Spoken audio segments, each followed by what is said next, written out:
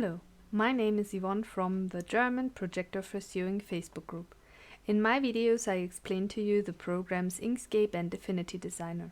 I would be happy about a thumbs up. Feel free to subscribe to my channel to not miss any new videos. You are a designer and need support or help to convert your files? Feel free to send me a message via the website below. In today's video, I'll show you how to put 4 pattern files together in a large pattern using Affinity Designer version 2. If you have any questions or suggestions, feel free to write me in the comments.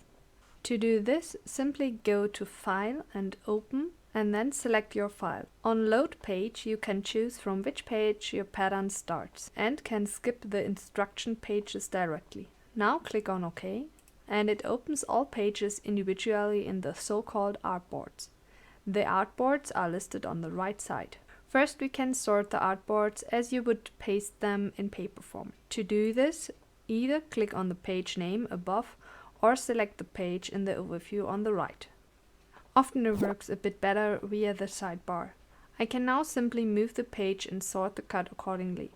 It is really important that you always get the whole page and not just a single line by mistake. Please remember to save the files again and again. Next, we have to make sure that we get everything on one artboard, because each artboard also means its own page. To do this, we first need to delete the individual artboards. So we select the single artboard, right-click, and select Delete. Now we get the message if we want to keep or delete the objects. In that case, of course, we want to keep the objects. It deleted the artboards. To keep the clarity, you can group the objects, should this not already be a group.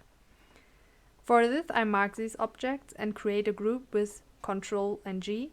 It's just an option, so you don't have to do it. It also depends on the cut. Especially for cuts with many single lines, it is sometimes better. Hint: if you don't get the message when you select the delete, which is sometimes the case with Mac, then please delete the whole thing with the Del key. Then you should get the message there too. For grouping, you can of course just right-click and select Group.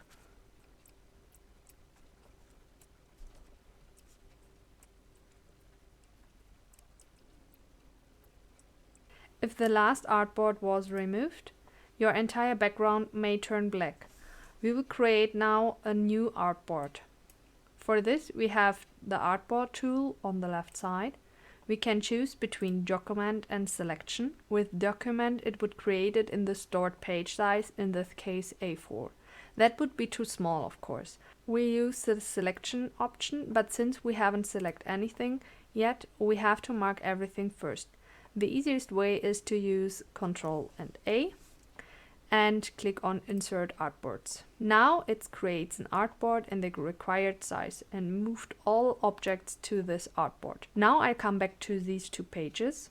In Affinity Designer, we see directly when we can put a pattern together, though further adjustments are not easily possible here. That's because this is an image or a graphic file. If you want to put these parts together, then one part will disappear behind the other. Here, as in Inkscape, is a simple function of reducing the opacity. We have this here on the right side, and I can reduce it to 80 or 50%. You have to decide for yourself if you can still see everything, but you can now see through the other page. I can position this pattern piece correctly again. In this case, the cut parts must first be a line, which I show you in the video Align Grain Line. How to glue the cut parts cleanly together without the overlap is in the video Remove Glued Edges. To be able to push your project patterns pieces later, you should add a border around everything. Depending on the projection surface, this must be more or less. I have an A1 surface and usually manage well with 30 centimeters. You click here on your artboard and now drag the artboard to the desired size. It is important here again that you have marked the artboard and not accidentally only the objects, because otherwise you would change the size of the single piece. If I haven't done it yet, I save the file. Then I can work on it later, without further ado.